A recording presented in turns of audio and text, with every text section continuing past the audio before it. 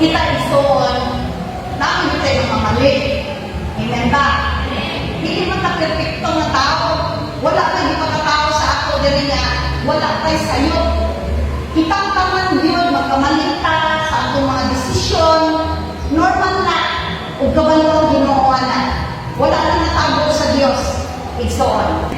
Ang ingon sa Biblia, sa Romans 8:28, nasayod kita na ang tanang panghitabo gibuhat sa Diyos alang sa kaayuhan sa mga naligugma kaniya nga iyang pinili sumala sa iyang katuyuhan. Na ako i-share ang inyong mga testimony. Okay. Sa una, college ako, siguro mga 16 years old ko, nag-appeal ko ang katulikuman ko sa una. Nag-appeal niya ng kuhan ka ng Flores de Mayo, nagkatikista ko buwag katuig. So, tuloy ko dito sa mga bata, sa mga kapilya, nag-volunteer ko. Buwag ko lang ako katuig, buwag. Tapos, ang lawa igsoon, maragot mo na siya ang tanaw, basta umalagad ka sa Ginoo, masuport ang yawa sa inuha. So, gitingnan ko sa yawa, nakakita ko, uyang, nawakad yung guy, namuntis ko, di pagkakuman, naunang iskwela, o galinyo ko sa iyaha. Duha akong anak sa iyaha. Dito na nagsugod akong kalbariyo sa iyaha. Naginhan ako siya na mamunatakay ng bihay. Wala rin ang lang sugod na hindi mag-away. Di ba, ito na nakadnap 5 days work, 2 days rest. Ako nga, 5 days away, 2 days rest. Anak, undang mag-away ay hindi kinutsiliwan na. Di ako ko sa punto ngayon kung sulod ba kaya ako o presuhan? Or, sisiliteryo ko masunod. Kaya nag-isip na nagpapakil din ako siya. Kung dapat diligid siya makamata o diligid siya makabalos. Kaya oras na makabalos siya, kasi ako yung mapatay. So dapat kung pagkil na ako siya, patay yun ba? Yan, sa magsaman lang, pagkil din ako siya. Inuhal na ako na lang dito grabe. So, ang ako ang kahintang sa ako first marriage. So diyan ako nakita ba kahalano? Ang yawa. Gusto nila italaglakon sa yawa. Kaya kamalo ang yawa, nakatong akong gibuhat dito, manatulong ng bata. Preparation dito sa Ginoo sa kuha, sa iyang original plan sa akong kinabuhi. Talawag gikan sa kuha pagka 16 years old. Hangtod mo yung mga 30 years. Nawala na sa kuha. Imagine ka, yung sa akong proseso sa Ginoo na nakalimutan ako itangan tungkol sa gibuhat sa yawa sa kuha na iyang gibuha ko ng akong kinabuhi. Pero nakawal siya. Kung sa gibuhat sa Ginoo sa kuha, giayos niya ako mga katuigan o gihimong niya ako niyang nilablo gikan sa akong mga sayo. Kini si Jonah, yamin niya sa Ginoo. Kini si Jonah, yamin niya sa Ginoo nga, Jonah, magpunta sa Ninive. Okay? Magwali ka dito sa ilaha sa akong musugo sa imo. Sa gibuhat ni Jonah, hindi mo din siya gusto mo ato sa Ninive. Kaya naglago mo din siya mga tao sa Ninive. Kabalo mo, kung sa gibuhat niya, isakay siya barko ato sa Pikas, sa Tarshish. Dili siya gusto sa Ginoo. Nagtubig siya dito sa Pikas. Kaya dili niya gusto tumano ang gusto sa Diyos. Okay? Iyakan dito pagbuhat, di ba? Wala nagtubos niya. Siya dito. Iyakan pagpili igsoon. Kaya plano din niya mamuityas din siya sa sugo sa Ginoo. Kalawa sa Jonah chapter 1 verse 4. Karon, kay nagmumuha pa din siya. Dito din siya sa Pikas. Muityas din siya sa sugo sa Ginoo. Karon, sa diyang naglawin pa sila, nagpadala ang Ginoo. Ug kusog na amin sa dagat. Ni oras ug kusog hangtod na urag mabuga na ang barko.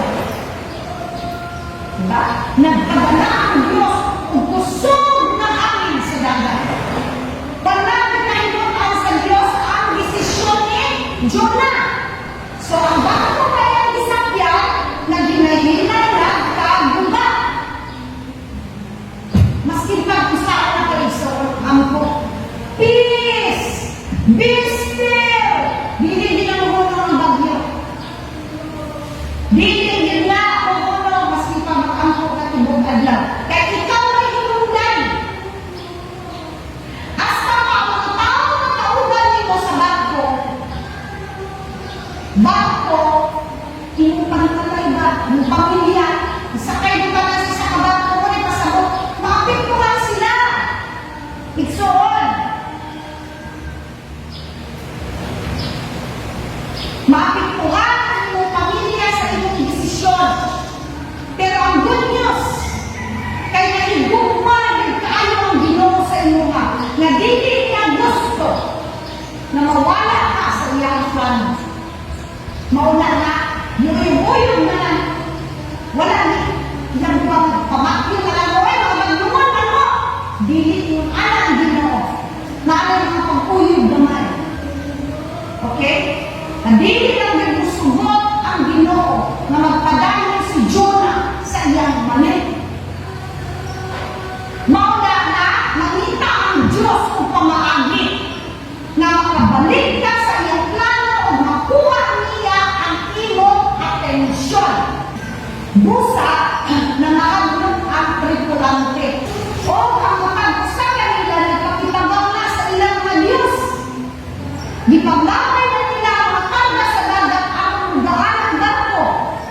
Nakanaog na ganyan ko si Jonah sa ubos na bahay sa barko. O naghinga dito hanggang na hinalinganong siya pag-ayo. Tunod-tunod mo. Kung nasa ka na magpapatay na rin, di ka sa salat. Tango, na magpapatay na rin. Walay na dumog, walay na kita. Nalinganong. Okay, why mo kialam? Unya, niyagto kaniya ang kapitan sa barko. O mingon, nakahimo ka mapagtulong. Uy, baman! O pangalan sa iyong Diyos. Basin pa ka, malumay siya ka na kung tabangan niya kita na dili kita mamatay.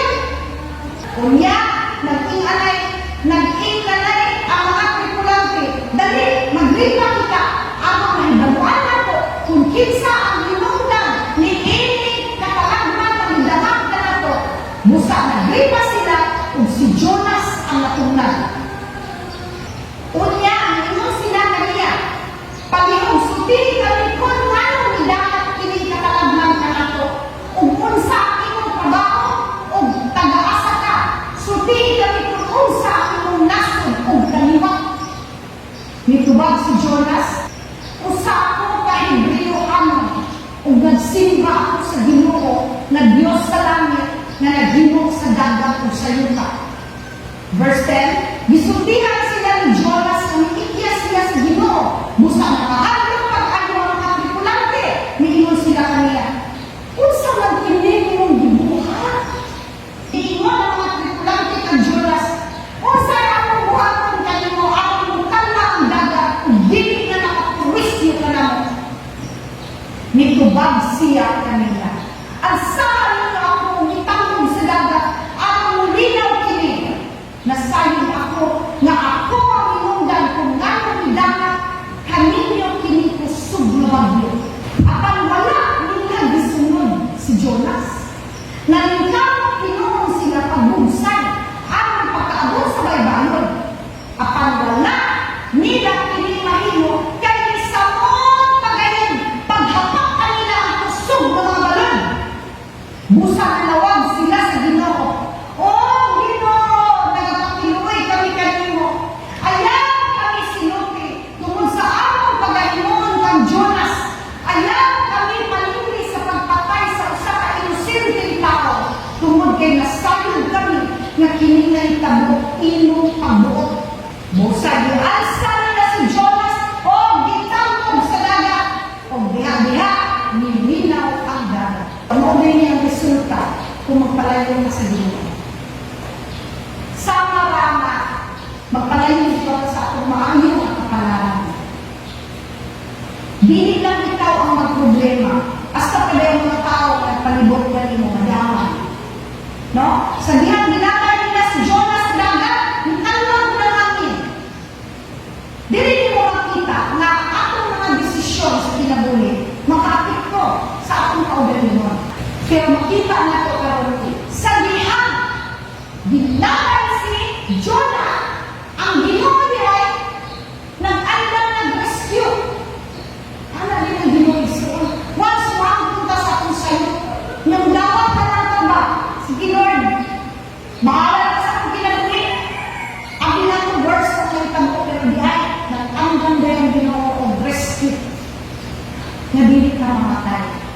kaya igsoon ko tubuhin ka para ako di makasa. Pero patay na kaya kawa na di ka namin na. Pero kutog ka na nakakay din na dili pa ang layo ka na. No? Sama na niba pag-provide sa Ginoo bitaw sa balina, sama na naging ng Ginoo, Jonah, pwede ka na din makakipya sa ako. Pero hindi ka pwedeng tago. Pangyari na sa akong yaran ng Zoon, di ba? Dito si Jonah susunod sa tiyan sa balina. Ilang adlaw? 3 na adlaw. Dito sa sulod, hastang ngita, hastang mahuha. Kung dili komportable, sinaan ang nagtabot sa tuwad Zoon. Makulong ka ba sa lugar na itong times na makapag-inupot ka, na ang ibitaan ng tayo sa akong pinapin. Para kita makapamalan doon. Ba't pasalamatan di ako na itong Ginoo? Walang ginagreklamo si Jonah. Ang bala ko, siya na niyo eh, bawa ka din niyo eh, gusto na niyo eh, bumakay ka lang ko. Anak ng kapit si Jonah wala. Nagpasalamat siya sa Ginoo mabuhi pa siya. Kapag si Jonah nakalumoy sa Diyos, naiyak akong bibuhi. Nagpasalamat si Jonah ang nagsoon. No, ang mga unos, ang mga bagyo sa akong kinabuhi. Kung kita mawala sa sakong dalan, tubutan din sa Diyos. Ako makuha niya akong atensyon. Kung ibalik din ka niya sa tamang dalan. Tanawa, pumasok ng kaagad, ginawa sa balena si Jonah. Kabalungwasan sa Nineveh. Gibalik din siya sa plano sa Diyos. Kita isoon, namin tayo ng mamali. Amen ba? Hindi mo ta perfectong na tao. Wala tayo di makatao sa ato dali nga. Wala tayo sa'yo. Kita